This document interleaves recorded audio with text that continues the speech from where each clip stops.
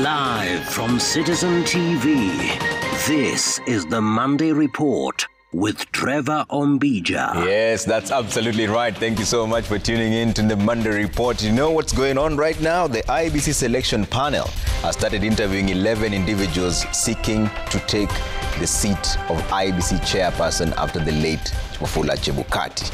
Now, that entire process is going to take 33 days. After the 11, another 105 will be interviewed for commissioner position. This is why we're speaking to Mule Musau, the national coordinator, ELOG. ELOG is the elections observation group, to tell us what's the in-tray for IEBC chairpersons when they take over, and what are the priority areas for the IEBC in the run-up to 2027 elections. They had raised an alarm that over 1 million dead voters are still in the voters register. What next after that? That conversation coming up later on, but first, our top stories tonight.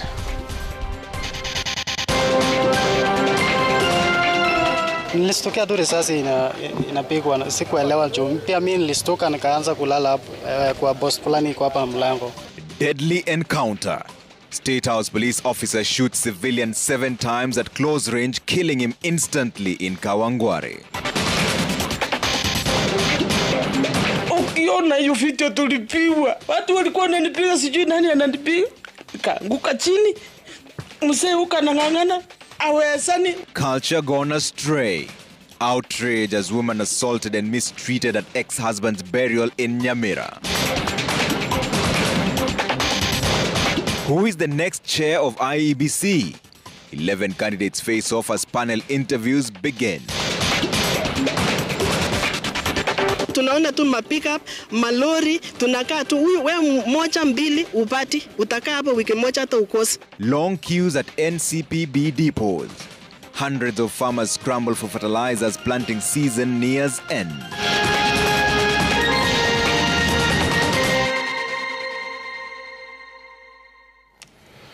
Thank you so much for tuning in. Our sign language interpreter tonight is Yulan Zale. So tonight we begin our bulletin in Nairobi, where detectives are investigating a murder incident involving a police officer attached to the State House spokesperson Hussein Mohammed. Mohammed Yusuf Kainan is alleged to have fatally shot Amos Langat on Sunday night after an altercation at a pool game before surrendering to Mudangari police station, claiming to have been attacked by unknown persons while on his way home. Gatete Njoroge reports on the incident that happened while Hussein was out of the country. Tears flow freely at the scene where the late Amos Langat was fatally shot on Sunday night. His brother Aaron Kipkorir is inconsolable following the unfortunate turn of events. The two were at their favorite pool joint when hell broke loose. Kipkorir says a man known too well to them and whom they share a love for the pool table lost his cool and turned his weapon on his brother, and in the twinkle of an eye, his brother lay in a pool of blood. Nilistukia tu risasi inapigwa, sikuelewa juu. Pia mimi nilistuka nikaanza kulala kwa boss fulani kwa hapa mlango. Huyo askari anakuanga hapa kila mara. Nikikuja hapa na mwananga hapa. Kila mara anakuanga. Na sijai mwana akiwa na uniform zake. Nikaona watu wametoka mbio ndani kwa pool. Kidogo kidogo nikasikia jamaa ni kama amenyang'anya askari bunduki. Baada ya hapo bunduki, wakati askari alirudishiwa, maneno ikakuwa imeisha. Kidogo bado ule jamaa akaenda akarudi, akafuata ule karao na maneno. Ndio huyo karao alijam, akapiga risasi 2 juu. Watu wakakimbia. Baada ya kukimbia, ule jamaa alichukua mawe. Sasa ndio ule karao alichukua advantage kumpiga, na hiyo ni mbaya, ambapo huyo jamaa sio mwizi. Ule mzee kitambo afike pale chini, ndugu yake aliomba msamaha. Kweli kabisa msamehe. Ule jamaa angekuwa na ule utu ndani yake, angesamehe ule jamaa na yale hayangetokea kabisa. The suspect, Mohammed Yusuf Kainan, a police officer attached to the office of State House spokesperson Hussein Mohammed, is reported to have fired 7 rounds. The bullets tore through Langat's stomach and chest. 2 bullets hit his motorcycle, which was at the scene. Residents who witnessed the incident rushed Langat to a nearby hospital where he was pronounced dead on arrival. Langat anaishi hapa karibu na kwa Mungai. Haishi mbali, yeye ni mwenyeji hapa. Sasa tunalilia haki. ijulikane kazi ya askari walinde raia, sio kuua raia. Alikuwa mtegemeo kwangu na familia yetu huko nyumbani. Hata hiyo time kabla hatujaachana na yeye alikuwa anapanga mambo na nyumbani huko. Kuna kazi alikuwa anaendeleza huko nyumbani. So tunaomba serikali atusaidie kabisa juu sisi ni wanyonge, tunafaa mtusaidie tu kabisa. From the scene, Keinan rushed to Mudhangari police station where he surrendered his weapon, a Seska pistol with 3 rounds of ammunition, and told police he had been attacked by unknown persons on his way home. He claimed to have sustained a fracture on the left hand and injury on the left shoulder. Detectives led by Nairobi Regional Criminal Investigations Officer Benson Kasioki, who combed the scene to collect evidence to build up the case, say they will interrogate the suspect who is currently receiving medication at an undisclosed hospital. The incident happened while State House spokesperson Hussein Mohammed is out of the country. With family members and residents of Amboseli demanding for answers following the deadly altercation, the ball now is in the detectives' court to ensure they provide answers, they arrest the suspect, and ensure that justice is served. Gatete Njoroge, Citizen TV, Amboseli, Nairobi County. And from that unfortunate incident, former Registrar of the Judiciary Ann Amadi had a hard time clearing her name in the 100 million gold scandal linked to her law firm when she appeared before the Independent Electoral and Boundaries Commission selection panel seeking the position of IEBC chairperson. As Emmanuel Toh now reports, the former Constitutional Implementation Commission chairperson Charles Nyachai was also put to task on whether he was a state officer or not. 4 candidates were interviewed on the first day of the exercise. The process of searching for the successor of the former Independent Electoral and Boundaries Commission IEBC chairperson, the late Wafula Chebukati, began Monday morning with the IEBC selection panel grilling 4 out of the 11 candidates for the top electoral body post. Again, give us some time. The immediate former Chief Registrar of the Judiciary, Ann Atieno Amadi, coming face to face with the ghosts of her 10-year tenure at the helm of the judiciary as the members of the selection panel took her to task on her alleged involvement in the 100 million shilling gold scam syndicate that had her accounts frozen. These are serious allegations. Very. Noting the serious allegations of the involvement in the gold scandal. Yes. And maybe you can have a chance to clear the air. The firm that is involved, I resigned from it in 2014. And I was very busy in the judiciary. There was no time even to go and, get into any kind of practice.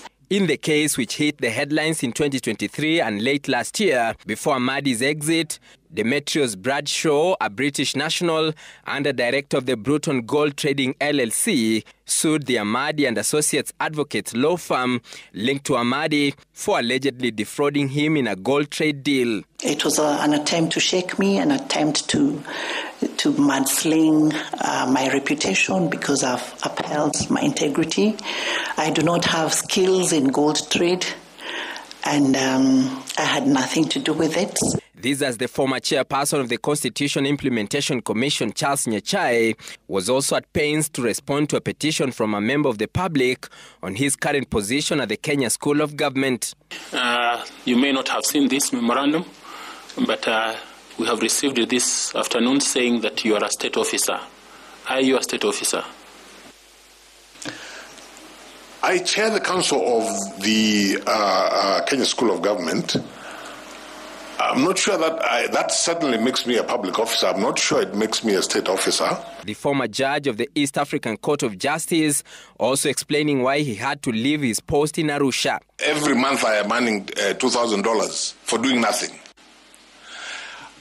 Because it's called the intersessional something that you get paid every month. So I thought long and hard, and I decided that I was not adding value.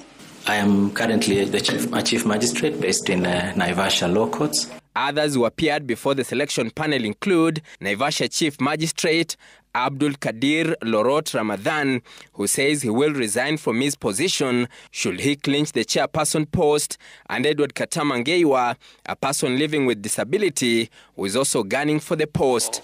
Doing this for us, give us. 4 more Kenyans who are battling out for the position of IEBC chairperson position are expected to appear before the IEBC selection panel tomorrow as they continue to explain their suitability for the position, as well as the 6 slots that are slated for the commissioners. Emmanuel Tor, Citizen TV, South Sea, Nairobi. Let's talk about security matters now. Terror group Al-Shabaab has killed yet another National Police reservist just hours after murdering 6 in Garissa, bringing the death toll to 7 in just 24 hours. The latest victim of the outlawed group was the head of the NPR in charge of the Mandera governor's office. The killing comes as the region decries what they term as a lackluster approach to security by the government in the region. Brenda Wanga reports on what appears to be the resurgence of Al-Shabaab's activities. The first attack on Sunday happened at dawn in Fafi, Garissa County. Suspected Al-Shabaab militants rained terror on a camp housing National Police reservists at Biyamado. When the guns fell silent, 6 NPR officers had lost their lives while 4 were injured. At dusk, kilometers away in Mandera County, the same terror outfit took aim at the residence of the head of the National Police Reservists in charge of the governor's office, Abdikadir Ibrahim. Mandera Governor Mohamed Aden decrying what he termed as a needless murder that could have been avoided if the security agents had acted on intelligence availed to them from as early as last week. At the 21st of this month, 3 days ago, information was shared across all the fighting units within Mandera, even the security managers in Nairobi. And they were told clearly that there are a number of Al-Shabaab operatives who have crossed into Kenya, and they have been moving around Wargadud, Soule, Resuki area for the last 3 days. The killing of the senior NPR officer is the latest in a series of attacks by the militia in this county. Earlier in the year, 5 chiefs were abducted by the Al-Shabaab. Despite a commitment by President Ruto to secure their release, they are yet to be reunited with their families. Prior to that, 3 other young men were taken and returned. And our security personnel have turned into collecting dead bodies after the incident. That has been a very bad. Instead of being proactive, and deter incidents from happening, they have turned their role into being ambulances to collect injured and dead bodies after the incident. The Garissa and Mandera incidences come just weeks after the group struck in Lamu, Boni Forest.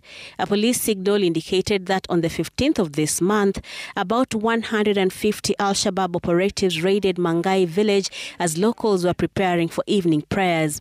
The group split into 2, one guarding a security camp, while the other went into the village, lectured the locals, distributed death fruits before disappearing into the dark. Meanwhile, security agents in Garissa say they are in hot pursuit of the militants who killed 6 people. Sources tell Citizen TV that the militants hijacked a civilian vehicle that they used to escape. Brenda Wanga, Citizen TV. And now to a story that has sparked nationwide outrage. A family in Narok is demanding justice after a woman was brutally assaulted for allegedly refusing to perform a traditional burial rite that is pouring soil into her late husband's grave. A disturbing video that has since gone viral shows Melen Mogaka being attacked by 3 men during the burial in Kisii. She claims that the assault stemmed from a family dispute over her decision to leave her matrimonial home. As Loro Otieno now reports, Abagusi elders have defended the act despite it being a clear violation of the Bill of Rights. A video that has since gone viral, igniting outrage across social media. In it, Melen Mogaka is seen in distress, crying out for help. The footage, captured on Friday in Nyabisemba village, Kisii, shows a moment of terror during what was meant to be a solemn occasion: the burial of her late husband. Now nursing her injuries at home, Melen recounts the horrific ordeal, how she and her parents were brutally assaulted, turning a day of mourning into a nightmare. Kuna mama mwenye alinifunua nguo mpaka kwa nguo yangu ya ndani ilikuwa mchanga tupu, wakanieka mpaka masikio mchanga kila mahali, nywele yote nilijaa mchanga. Penye nilifanyiwa CS juu nimefanyiwa mara 2. Ni hapo nimekanyagwa, nimefura mwili mzima, nilienda hospitali. Nataka tu serikali nisaidie juu sina uwezo wowote. Nikarushwa, ngatingiswa hapo kwa kaburini, akatupa mtoto yangu ndani, hata ile nguo ambao niko nayo nilikuwa nafaa brownish counter suit ikawekwa mchanga. Sasa ile watu wametoka, mtoto anarambishwa mchanga ya kaburi, anaokoa kwa mdomo, anamwagiwa maji kunywa, viatu yake na siku inarushwa kwa kaburi. Sasa niambie ni nchi gani inafanya hiyo kimira yake? More disturbing videos of the assault have since emerged. One showing Melen Mogaka being dragged through coffee bushes. Melen believes she was targeted for separating from her husband before his death. But Gusii elders offer a different explanation, claiming the attack was punishment for her refusal to perform a traditional burial rite. Throwing soil into her late husband's grave.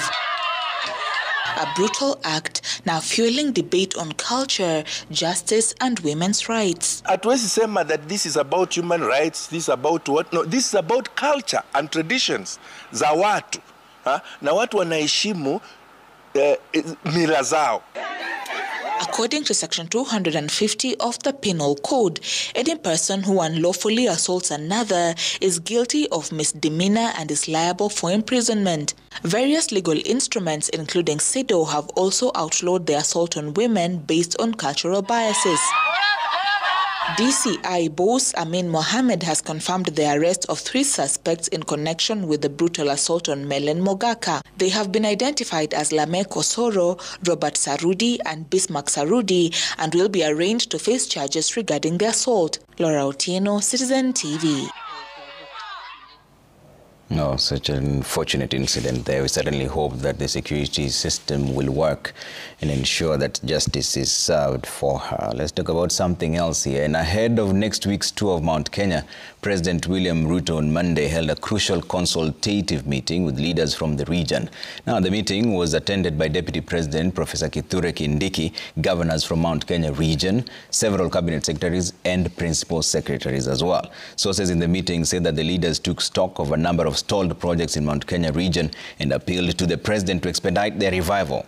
Leaders from the region also took issue with the recent increase in water tariffs in most counties within the region and asked the president to intervene, as it was making the precious commodity out of reach for many. State House said in a brief that the leaders also discussed development projects aimed at accelerating growth, addressing local needs, and ensuring that all Mount Kenya residents benefit from the government's agenda.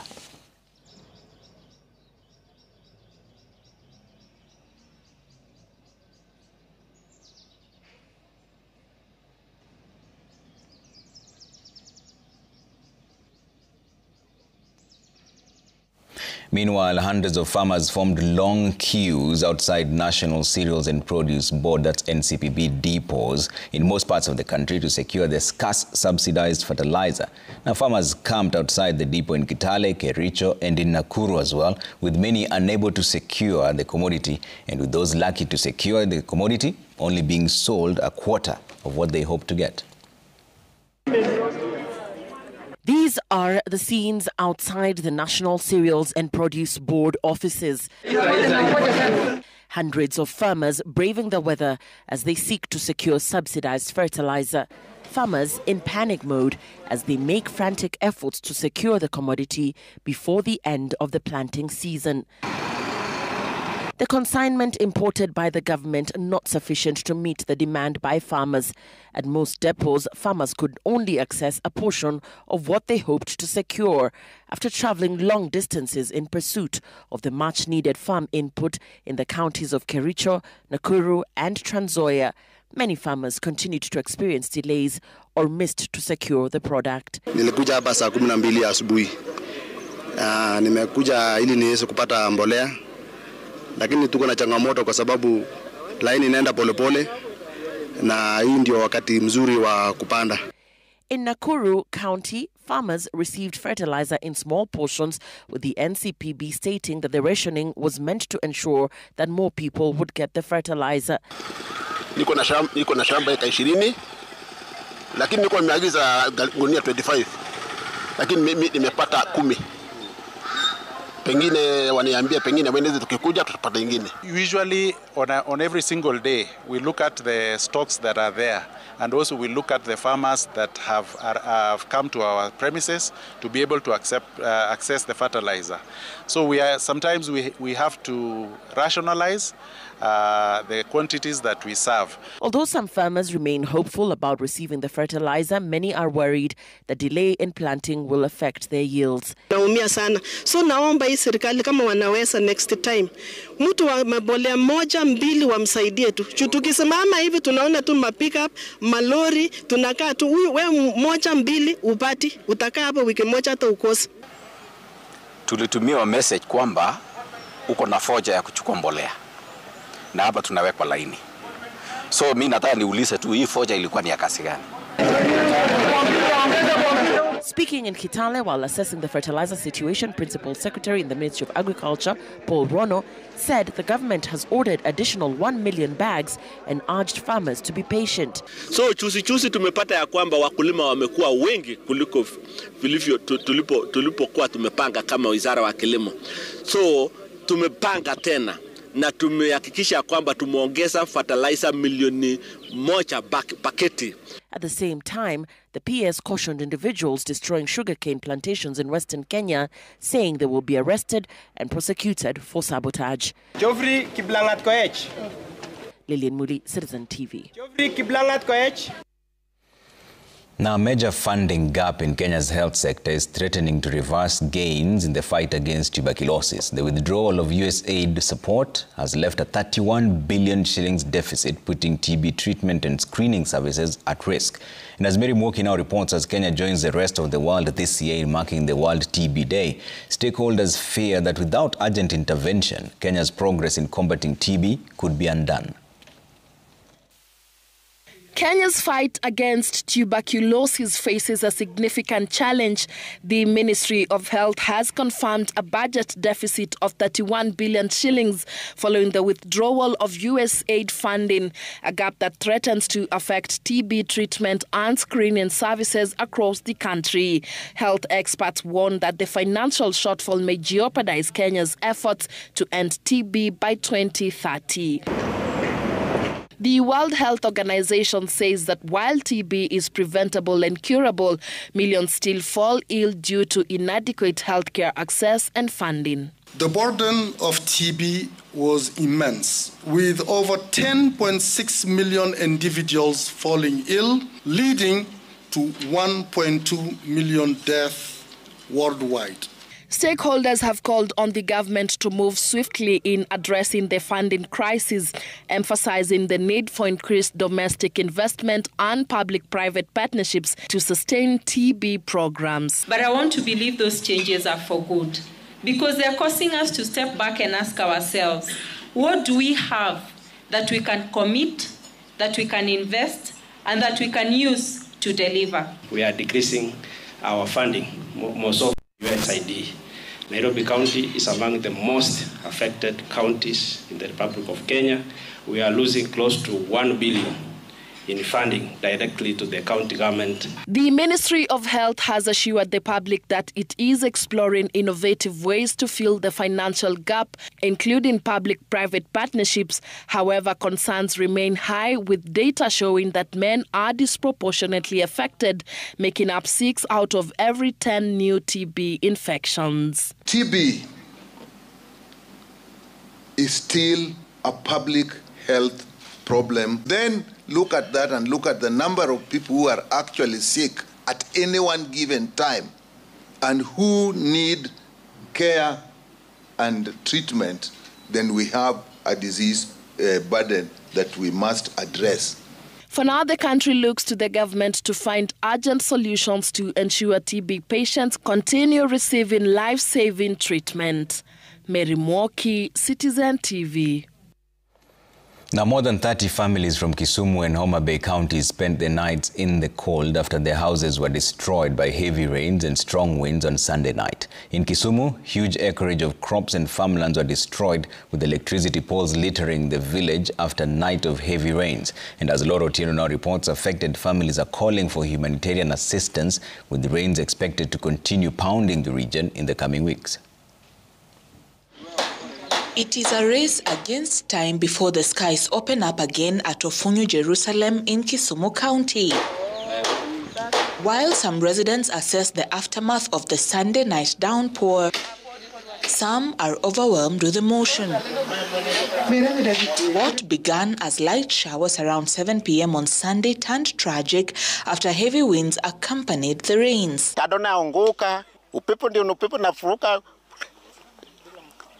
Ya kati bepe naanguka, sitima naanguka, mara naanguka yote. Tabu madugung sana. Mabati kararuka, tukashindwa kurogota.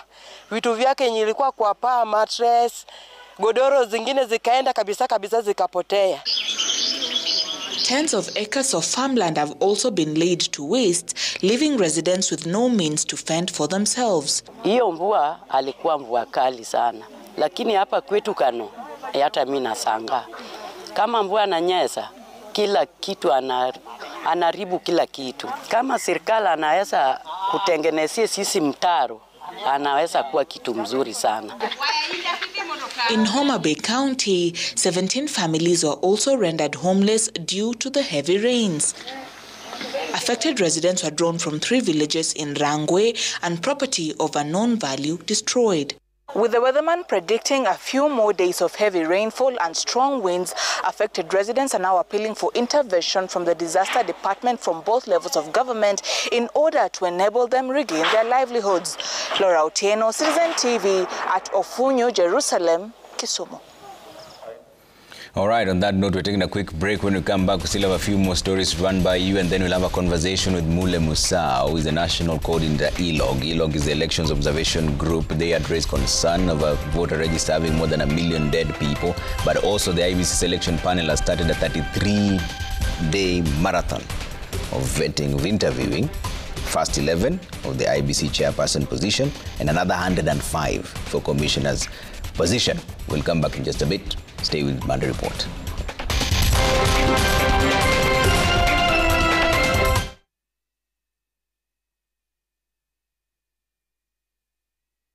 New Pepsodent Herbal, introducing a unique combination of natural ingredients with herbal extracts, salt and mint in an antibacterial formula for fresh breath, strong teeth and healthy gums that protects you and your family. Pepsodent Herbal, every smile matters.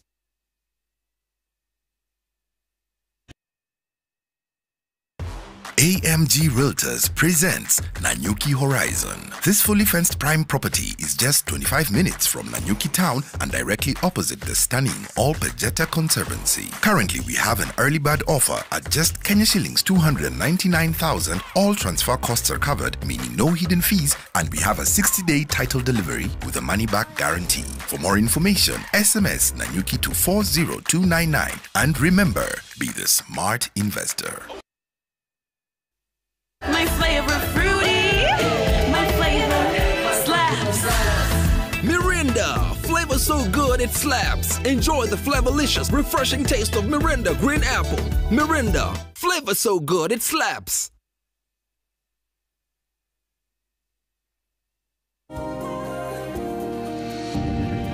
When I have back pain, I reach for 2 tablets of Panadol Extra.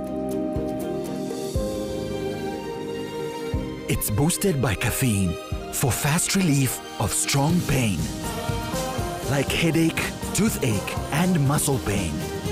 And I am finally released from pain and ready to be there for those who need me. Try Panadol Extra for fast and effective relief from strong pain.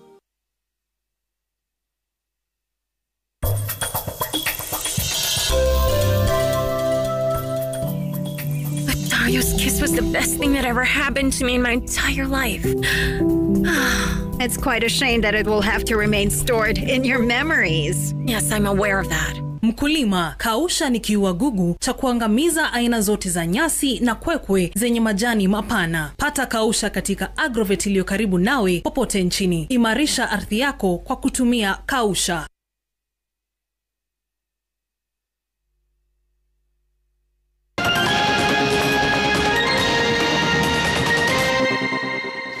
Welcome back. So the High Court has lifted interim orders that had restricted Nairobi Hospital's Board of Management from making capital expenditure. Justice Peter Mulwa ruled that the matters raised were already under consideration in an ongoing case at the Milimani Commercial Courts, prompting the discharge of the temporary orders. The plaintiff had also sought the removal of the hospital directors, a key issue in the parallel case. Willie Lusige has more. It is a relief for Nairobi Hospital's Board of Management after the High Court lifted interim orders that had blocked it from making capital expenditures. Presiding over the matter, Justice Peter Mulwa ruled that the issue raised in the petition closely mirrored those in an ongoing case, leading to the discharge of the temporary orders. Justice Mulwa stated, and I quote, "I also know that the issue of Kenya shillings 4.2 billion borrowing, now raised by the plaintiff herein, was a matter in an issue in HCC OMME 233 of the 2024 in the Milimani Commercial Courts. The court held that the issue will best raised and addressed by the Milimani Commercial Courts," end of quote. He ruled, and I quote, "In my view, these issues will be best determined by the court in the Milimani Commercial Courts, as the outcome and the report of the AGM are before that court," end of quote. The plaintiff also sought the removal of the hospital's directors, a matter central to the ongoing case at the commercial courts. Justice Mulwa emphasized, and I quote, "The concept of sub judice is that when an issue is pending before a court, other courts cannot rule on the same issue. It will be untidy to consider the AGM outcome in both this case and the earlier case, as conflicting orders could arise," end of quote. The hospital board welcomed the decision, reaffirming its commitment to transparency, good governance, and quality healthcare. With the court restrictions lifted, Nairobi Hospital can now focus on enhancing service delivery, upgrading infrastructure, and strengthening financial stability. However, the hospital remains under investigation for alleged abuse of office, conspiracy, and money laundering. In September 2024, doctors went on strike, demanding the board's resignation over claims of mismanagement and embezzlement of Kenya shillings 2 billion. The Kenya Hospital Association, KHA, has since called for leadership changes to restore trust and accountability. Willie Lusige, Citizen TV, Nairobi. Stanley Njuguna Kabui, a man arrested over the killing of a female colleague during a trip to Meru, was on Monday arraigned in a Thika court. Njuguna did not plead to the murder charges, as police requested for 14 more days to complete investigations into the killing of Lucy Wamaitha. Thika Chief Magistrate Stella Atambo said that she will deliver her ruling on the application on Thursday. Wamaitha went missing on the 17th of January while on a work trip with Njuguna, only for her body parts to be discovered in River Sagana, badly mutilated and with others missing.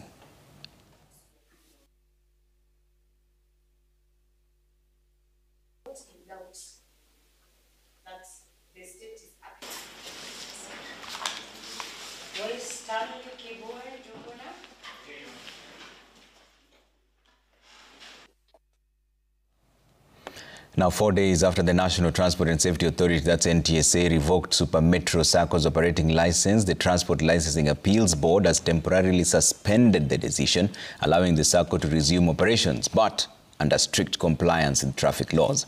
The board's ruling comes amid heightened calls for road safety enforcement.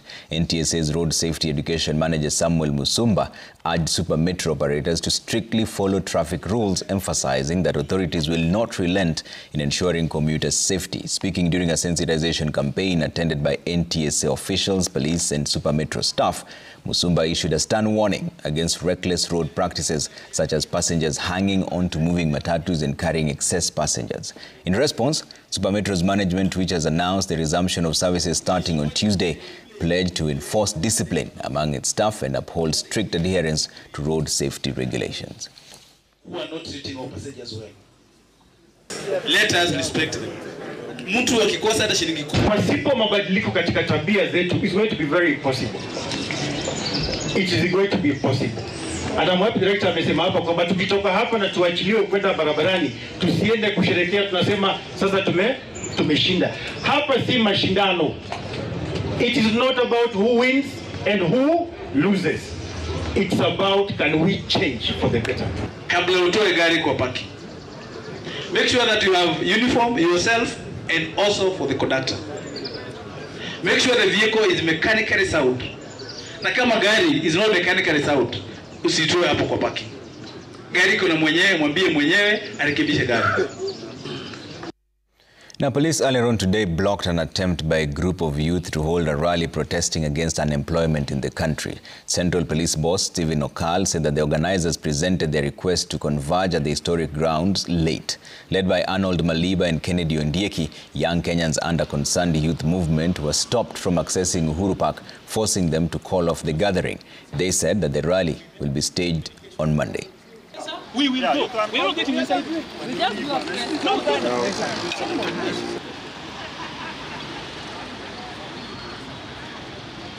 We are officially calling off this one today, but we are convening next Monday, and we will consult all over the country as the status of joblessness.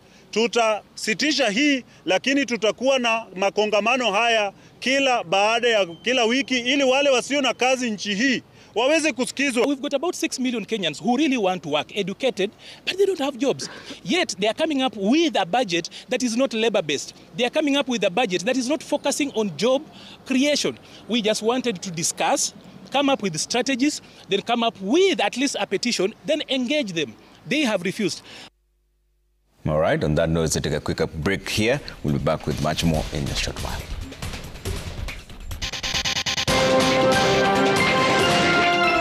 Alarm over growing e-waste as government reveals hidden economic opportunities.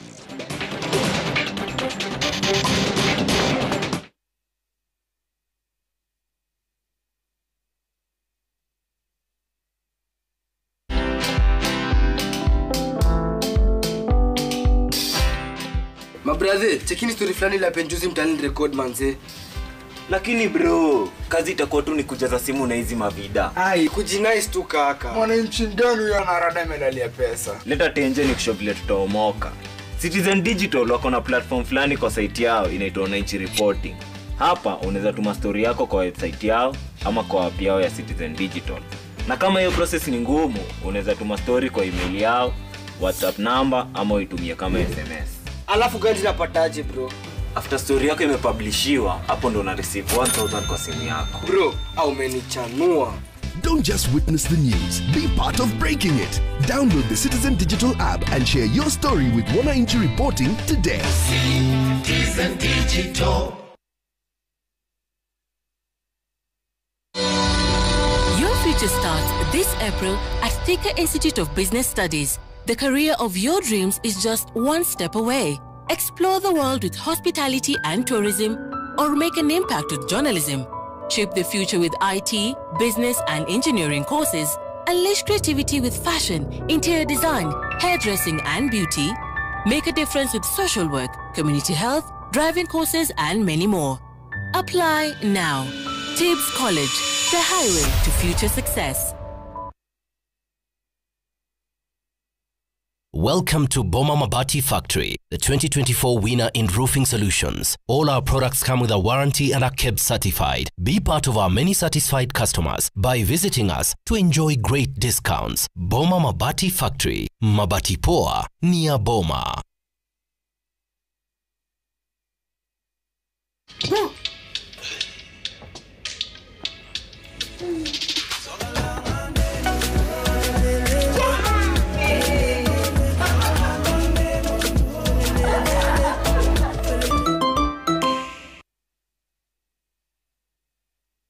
The Kiambu County Government, under His Excellency Governor Dr. Kimani Wamatangi, reminds traders to pay for their 2025 single business permits. Payments can be made directly to the county bank account or M-Pesa pay bill 416-2022 using your invoice number as the account number. These funds shall support ongoing county projects such as completed 247 ECDE centers, over 30 level 4 and 3 hospitals, roads and farm inputs, among others. Governor Kimani Wamatangi, making Kiambu great again. Have that. Thank you. Yeah. Ukiwin, beshte yako in your local shop win too. Hii ni the Cadbury Big Win-Win. Nunua any two participating Cadbury products. Scan QR code ama WhatsApp hi kunominate beshte yako in your local shop. Stand a chance ya kushinda share yako in cash prizes plus more. A win for you is a win for all. T's and C's apply. Karibuni sana. Thank you so much for coming. Hey, that shirt has seen better days. Mara, it's your faded shirt. Mara, it's your faded roof. Look at our roof from Mabati Rolling Mills. Still as vibrant after all these years. Unlike your shirt. Yes, MRM steel roofing tiles are made using advanced color coating technology that makes the color last.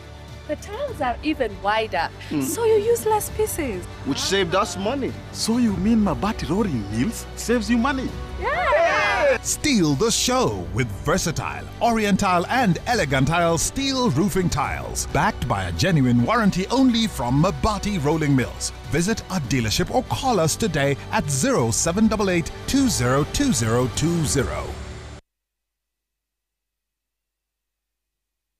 What exactly makes a great school of medical and health sciences? A focus on students' well-being, a clear balance between research and teaching, respect for its students, a deliberate encouragement for students' community involvement, and finally, a balance between quality and fees. A student's outright value proposition. Well, look at this. Seen that?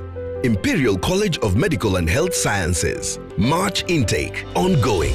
Welcome to Imperial College of Medical and Health Sciences.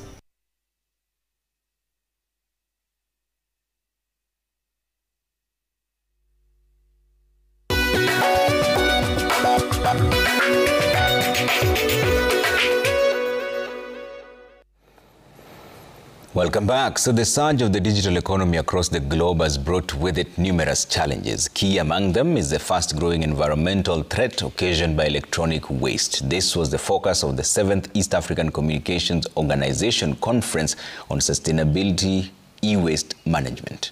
Regulators, leaders, industry experts, and investors have been urged to not only see the threat, but also explore potential opportunities hidden within the discarded mountains of old gadgets. Jimmy Mbogo has the details. In 2022 alone, the world generated 62 million metric tons of e-waste, yet only 23% was properly collected and recycled. This is according to Dr. Ali Simba, the Executive Secretary of the East Africa Communications Organization. He says e-waste data from the East Africa region remains poorly documented due to limited capacity. However, sector players estimate that thousands of tons accumulate annually, with much of it ending up in landfills, open dumps, littering the environment with toxic residues. An issue that the sector players now say not only poses a health risk, but also presents an economic opportunity. In the connectivity of urban and remote areas have led to a surge in electrical and electronic equipment and subsequently e-waste. Experts show that e-waste is a double-edged sword, that when it is disposed of, it generates a waste stream that contains both hazardous and valuable materials. And it is surprising to note that out of all this e-waste that is being generated, in Africa, only about or less than 1% of it is actually, formally recycled or reused. And therefore, this is a real challenge to our journey of digital transformation, and it calls for all of us to rethink. Government officials are now calling on the East African nations to harmonize policies that enable cross-border movement of e-waste for recycling and align with the African Union's electronic waste management plan. Director General of the Communication Authority of Kenya, David Mugonyi, calling for classification of e-waste as a resource. As we apply ourselves to the challenge of e-waste, we must not lose sight of the imperative for regional cooperation. If we classify e-waste as a resource and allow imports from within the region for recycling, we can attract investors through giving incentives in recycling and proper disposal initiatives.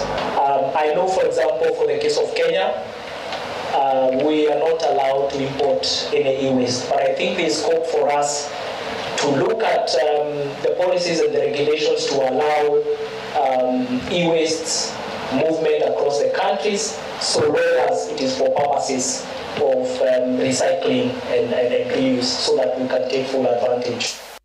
The conference also underscored the need for aggressive public awareness campaign and stronger enforcement, noting that regulations alone are not sufficient. Jimmy Mbogo, Citizen TV, Nairobi. Makofi yao tafadhali.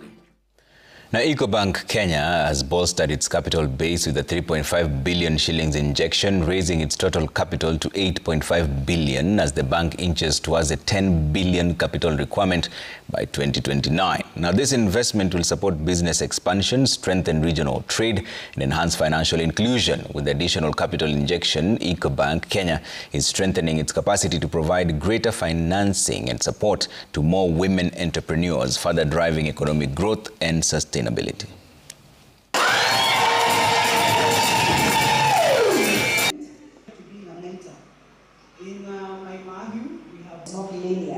So today I might not understand one concept, but if I have a system.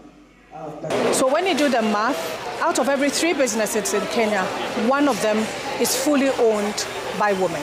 So we understand that women are a dynamic force. They are a real contributor to the growth of our economy in Kenya. It's sad, however, to note that women are currently not receiving all the support that they require in terms of access to financing, access to markets, access to capacity building, what they need to really make them thrive. And that is where EcoBank steps in with our gender financing program, which we have elevated from Elevate 1.0 to Elevate 2.0. Now, a recent study by the Kenya National Bureau of Statistics revealed that Kenya is literally a walking nation, with 73% of the Kenyan population walking to work. Now, this means the demand for footwear is high among many Kenyans. It's this demand that has seen ventures like Moya Footwear spring up to make shoes for Nairobi residents. Edward Choya visited Moya Footwear in Kibra and now tells us their story in our Made in Kenya segment.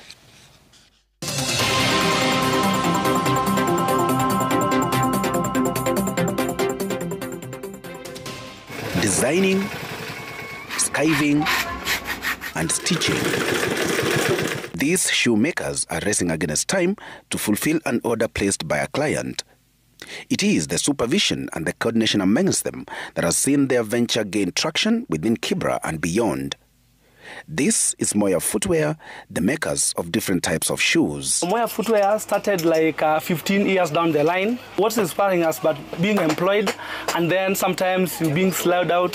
So you come up, you're saying, I'm doing the same thing that I'm doing for someone else. So why could we start ours? We make all types of shoes. And what we do, we always make the shoes that when you come to the shop, you can find all types of shoes in the Moya Footwear stores. But at the same time, when you come up with your idea, you can tell us what you want, and we can be able to make for you also as well.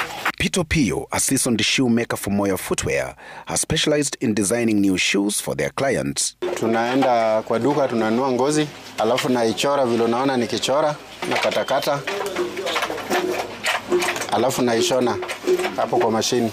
Nikimaliza kushona, napatia vijana unaona hapa nyuma yangu, wanaweka kwa mbao, inakuwa kiatu. Ngozi tunatumia ile ngozi ya ng'ombe, na ngozi huwa tunanunua Thika Leather Industry. Odero says Moya Footwear has opened shops within Nairobi County from where they sell their products to buyers. The venture also leverages social media to reach as many clients as possible. Currently, we have 2 shops. One is here in Kibera, where we are doing the interview right now, and another one we have in Thika Road next also. We have social media like we have platforms like TikTok. When you go to IG, it's Moya Footwear. When you go to Facebook, it's Moya Footwear. The people who are really targeting a lot is local people, children for school, different people are working, and also international market also we target as well, because sometimes we make our shoes and we send abroad and to different countries. Moya Footwear has contracted different groups of people to make their products stand out. From women designing beadwork for their sandals to casuals, the venture prides itself in providing affordable footwear to Kenyans Fully people who are working under MWA is around 9 people, but we have different people who are working as casuals. People who might come when we have a lot of jobs, they come and they go. So those ones, we have like 2 women who are designing the beadworks. The cheapest ones start from 1,300, that is the smallest size. But the biggest ones goes for 1,500, it depends, 17. So it depends with the kind of shoes also somebody wants. And officials, we start from 18, 2,000, it depends with the kind of shoes you want. Odero believes Moya Footwear has created an impact in the Kenyan economy through job creation, and now they look forward to opening more shops countrywide and being able to train more people on shoemaking. We offer training also as well, so if somebody wants to come for a training, we offer training, both training.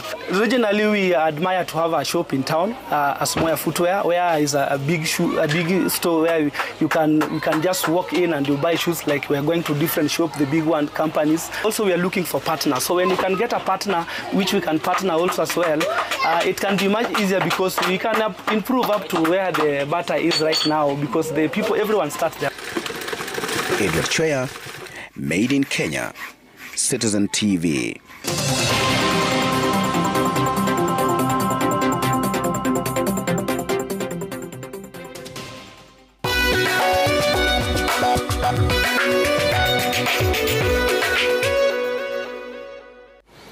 All right, on that note, we're taking a quick break here. When we come back, it's time for some sporting action, and then we'll get into a discussion, so don't go too far.